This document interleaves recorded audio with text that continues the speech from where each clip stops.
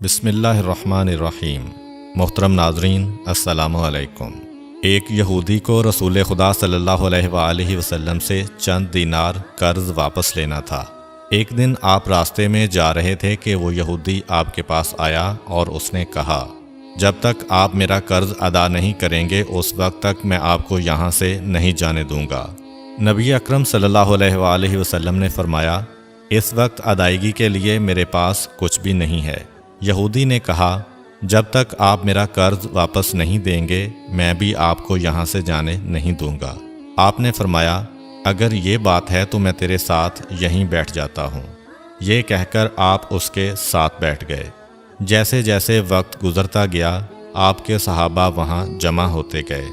جب انہوں نے یہودی کی یہ جسارت دیکھی تو انہوں نے اس کو سزا دینے کا ارادہ کیا۔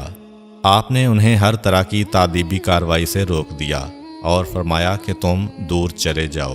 حکم رسول کے تحت صحابہ دور چلے گئے۔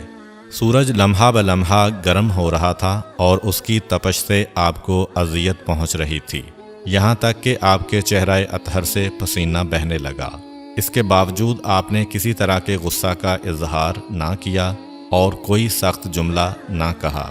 آپ سارا دن وہیں بیٹھے رہے اور ظہر، عصر اور مغرب و عشاء کی نمازیں وہیں پڑھیں۔ پھر رات چھا گئی۔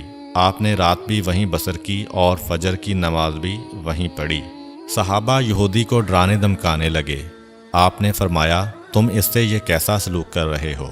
صحابہ نے کہا، یا رسول اللہ، اس کی یہ جرت کہ آپ کو یرغمال بنا کر اپنے پاس بٹھا لے۔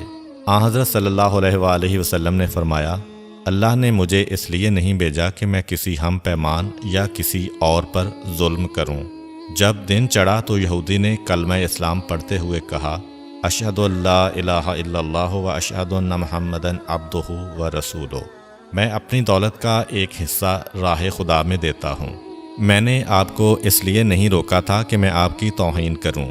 اس ذریعے سے میں آپ کے پیمانہ صبر کو آزمانا چاہتا تھا، کیونکہ تورات میں نے آپ کی یہ صفت پڑھی ہے، محمد بن عبداللہ مکہ میں پیدا ہوگا اور طیبہ کی طرف ہجرت کرے گا۔